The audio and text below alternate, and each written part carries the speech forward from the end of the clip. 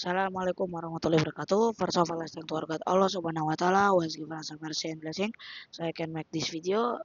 Okay, secondly, Wassallallahu and salam Allah given to our Prophet Muhammad Sallallahu Alaihi Wasallam was already brought us from darkness to lightness, from jail era to Islam era.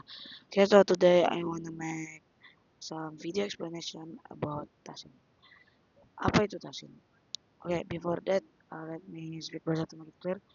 Apa itu tasin? Tasin menurut bahasa adalah membaguskan. Kata tasin sendiri diambil dari kata dalam bahasa Arab yaitu hasan atau yahasin yang mengandung arti memperbaiki, menghias, membaguskan, memperindah atau membuat lebih baik dari semula.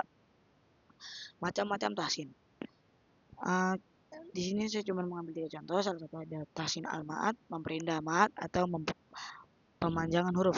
Tasin al-ma'at adalah usaha untuk memperindah cara memanjangkan huruf-huruf yang memerlukan mat panjang sesuai dengan ketentuan tajwid yang berlaku. Contoh, alif lam mim dalam surah Al-Baqarah.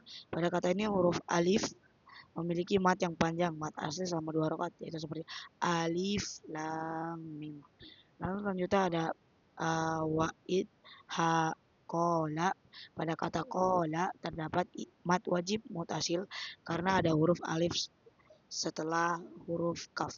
Oke, selanjutnya ada tahsin al-gunnah atau memperindah pengucapan nasal. Guna adalah suara yang keluar melalui hidung dan ini harus diucapkan dengan jelas, terutama pada huruf-huruf nun sukun dan mim sukun yang diikuti oleh huruf ya, nun, mim atau waw. Contoh, min pada huruf mim sukun diikuti oleh huruf nun.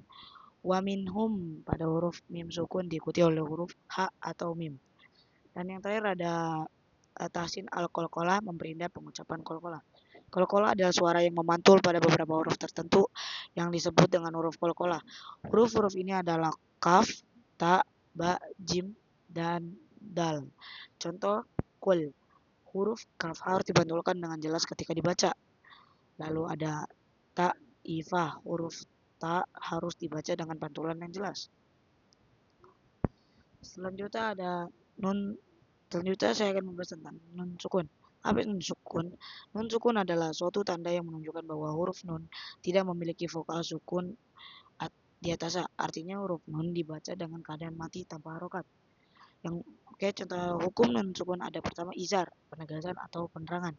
Pengertian dari izar adalah ketika nun sukun bertemu dengan salah satu dari 6 huruf izar seperti ain, hamzah, alif, ha, goin, ho, maka nun tersebut dibaca jelas tanpa ada suara hidung. Contoh, min amrihi dari perintahnya. Pada kata ini nun sukun diikuti oleh huruf alif, maka nun dibaca jelas tanpa suara nasal. Kemudian ada idgham alias penggabungan atau penghalusan. Pengertian dari idgham adalah ketika nun sukun bertemu dengan salah satu huruf dari 6 huruf idgham, yaitu ya, nun, waw, la, lalu mim, ro, maka nun sukun tersebut digabungkan dengan huruf berikutnya dan dibaca dengan suara yang lebih halus dan terkadang disertai guna. Contoh, min najwahum dari bisikan mereka. Pada kata ini nun sukun diikuti oleh huruf n atau maka ada idgham penggabungan dari pengucapan guna suara hidung. Selanjutnya ada iklab, perubahan. Pengertian iklab ketika nun sukun bertemu dengan huruf ba, maka nun sukun diubah menjadi suara mim dan dibaca dengan suara nasal guna. Contoh, min ba'di menjadi mim ba'di. Setelah pada kata ini nun sukun bertemu dengan huruf ba, maka bunyi nun berubah menjadi mim dan dibaca dengan gunnah. Yang terakhir ada guna atau suara hidung.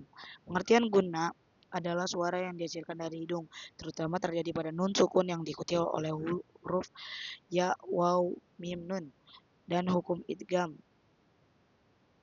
Dalam hukum idgham. Contoh, Rahmanin yang maha pengasih. Pada kata ini nun sukun diikuti oleh huruf nun dan dibaca dengan suara nasal gunnah. Mungkin sekian penjelasan dari saya tentang tahsin dan nun sukun. Maaf jika saya ada kesalahan. And see you in the next video. Assalamualaikum warahmatullahi wabarakatuh.